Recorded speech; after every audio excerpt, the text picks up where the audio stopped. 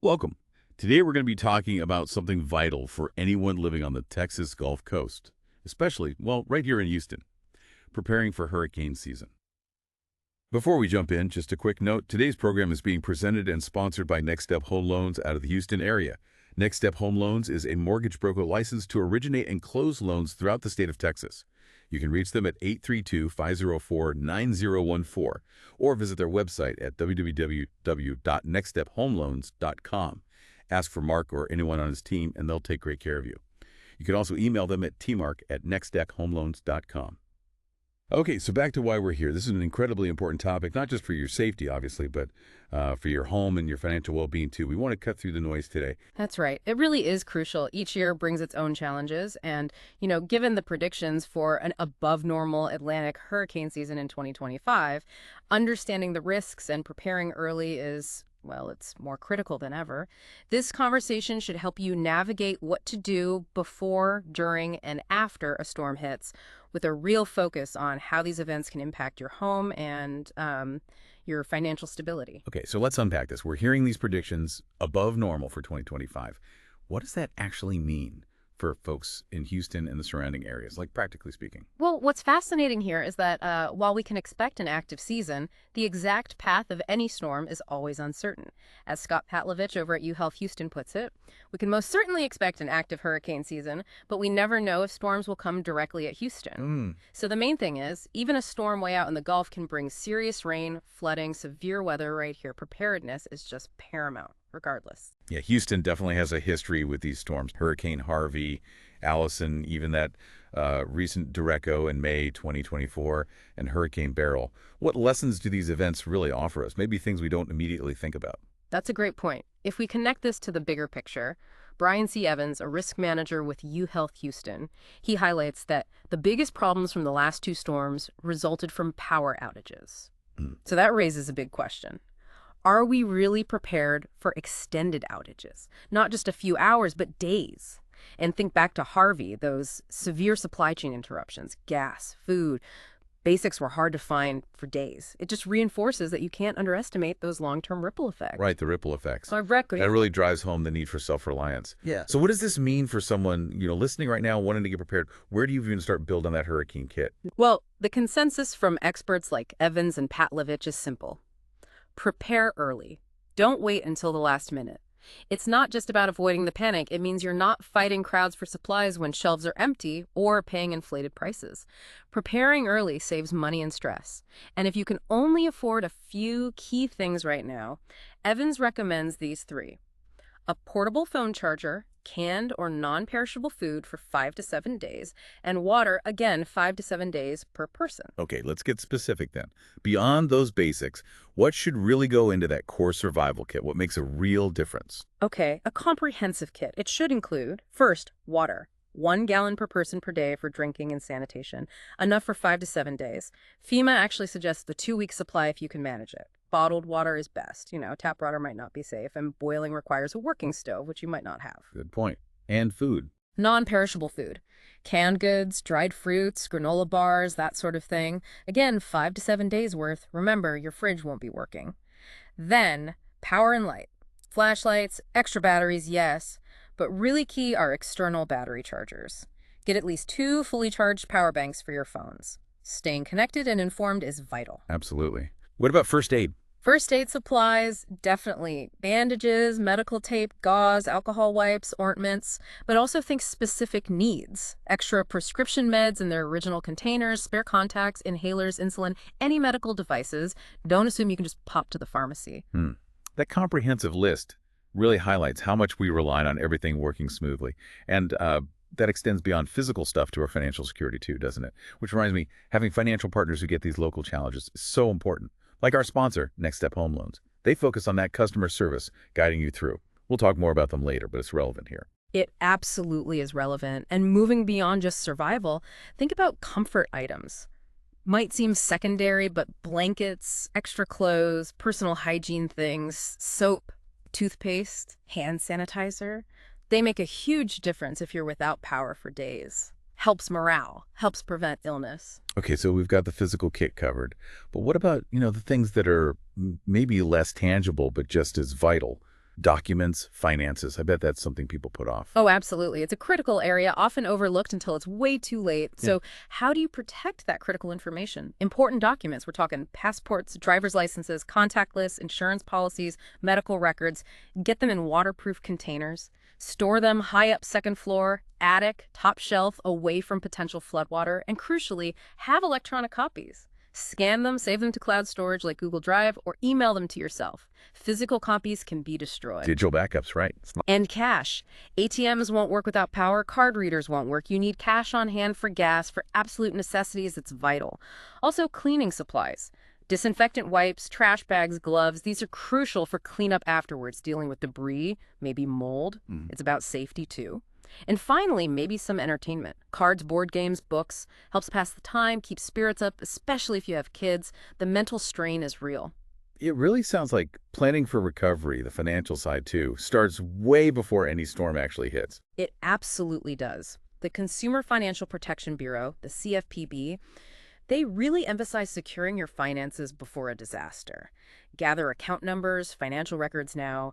Being proactive helps you manage mortgage payments, insurance claims if your property's damaged, just keeping up with bills when everything else is chaotic. And, this is where having a partner who provides that good old-fashioned customer service really matters. Someone who guides you, explains things, especially with big financial decisions like a mortgage. That's the kind of service Next Step Home Loans aims for, not just treating you like a number. You can check out their Google reviews. People talk about that personal guidance from Mark and his team. Okay, good point. Now, beyond the kit and documents, what about protecting the house itself? And the big question, when should you actually think about leaving, about evacuating? Right. Protecting the home, securing windows, maybe with plywood, checking your roof, your walls before the season starts. That structural integrity check is key on the Gulf Coast. As for evacuation, you need a plan. Know your routes in advance. Print maps. Don't just rely on your phone's GPS. Consider anyone with special needs. Harris County actually provides evacuation maps online. So when do they actually call for evacuations? Officials call them by zone, starting with those most at risk. Galveston, for example, usually goes first. The advice is generally not to jump the gun unless you have specific medical reasons. Leaving too early can clog roads for those in immediate danger. Scott Patlovich advises erring on the side of caution once an official order is given for your zone. Listen to the authorities. And road safety during all this. Crucial. Never, ever enter a flooded roadway. That turn around, don't drown slogan is serious. You don't know what's under the water debris. Washed out roads, strong currents. It's incredibly dangerous. Oh, and generators. If you can afford one, it's a lifeline for essentials. But please, operate them safely. Outdoors, well-ventilated area, far from windows and doors. Carbon monoxide is deadly serious. Keep extra fuel safely stored, too. Wow, that's a lot to manage. And it really brings into focus the biggest investment most of us have, our home. Exactly. And that raises, I think, the biggest financial blind spot for many homeowners around here. Flood insurance. The Harris County Flood Control District is really clear on this. They recommend that all Harris County residents understand their flood risk and have flood insurance no matter where you live. Wait, hang on. Isn't flood damage covered by my standard homeowner's insurance? I think a lot of people assume that. No, it is absolutely not. And that's probably a huge aha moment for many listening, I'm sure. It's a completely separate policy. Think about it. In Harris County, more homes flood each year than are destroyed by fire. You definitely have fire insurance if you have a mortgage, right? But flood insurance is separate. And here's a staggering stat. About 68% of the structural damage reported from Hurricane Harvey was outside the official 100-year floodplain maps. 68%? Wow. Yeah. It shows that major flooding happens well beyond those map zones. Basically, everyone here lives in a flood zone of some kind. Okay, that's a massive takeaway. And I heard there's a waiting period for flood insurance to kick in. What's the deal with that? Yes, and this is critical. Flood insurance typically takes 30 days to take effect after you buy it. You don't buy it directly from the NFIP, the National Flood Insurance Program. You get it through your regular insurance agent, or you can contact the NF Help Center. That number is 800-427-4661. But that 30-day wait, it's precisely why you need to prepare early, including your finances. You can't wait until a storm is churning in the Gulf. It'll be too late. Flood insurance can honestly be the difference between financial recovery and devastation. It covers your building structure up to $250,000 and your contents, your personal property, up to $100,000. That 30-day waiting period is huge. It really underscores why having a trusted financial partner, someone you can talk to easily, is so valuable. When you're dealing with your home, your mortgage, especially facing risks like flooding, you really don't want to feel like just a number lost in some big company system. That's where that old-fashioned customer service comes in, like Next Step Home Loans offers. Mark guides you through, answer your questions. They're licensed throughout Texas. The number again is 832-504-9014, website www.nextstephomeloans.com, or email tmark@nextstephomeloans.com. Okay, switching gears slightly, but still crucial pets, their family. How do we make sure they're included in the plan? Especially if shelters have rules. Oh, absolutely vital. Your pets need a plan too. Ready.gov has great tips beyond just packing food. First, a pet evacuation plan. Know where you can go with your pets. Many human shelters don't allow them, hotels might be booked or have restrictions. Find a pet-friendly hotel outside the zone or arrange to stay with friends or family. Do it now. Okay, find a safe place beforehand. Makes sense. Yeah, and have a buddy system. Arrange with neighbors or friends. Maybe they can grab your pets if you can't get home when an evacuation order comes. Microchipping. Make sure your pet is chipped and the contact info is up to date. So important if you get separated. And a kit for them too. Definitely. A pet emergency kit, several days of food in airtight containers, water bowl, water, extra meds, a pet first aid kit, collar with ID tag, leash, a carrier for each pet, grooming items, litter, or bags for sanitation needs, and a photo of you with your pet helps prove ownership if you get separated. Good tip. What about getting them used to carriers? Yeah, get them comfortable with carriers beforehand, leave them out, open, put treats inside. A stressed pet is much harder to handle during an emergency. And for larger animals, like horses, identification is key. Evacuate earlier if possible, have trailers ready, and make sure your destination has food, water, and vet care lined up. Okay, so the storm passes. Hopefully everyone's safe. Then the recovery begins. What are the immediate steps, and what are some common mistakes people make right after? Right, recovery. It's often a long process. First step, returning home safely. Listen to local officials, news reports. Don't go back until they say it's safe. Be aware that flooding can continue or happen even after the wind stops. Safety first, always. Absolutely, and cleanup safety is huge.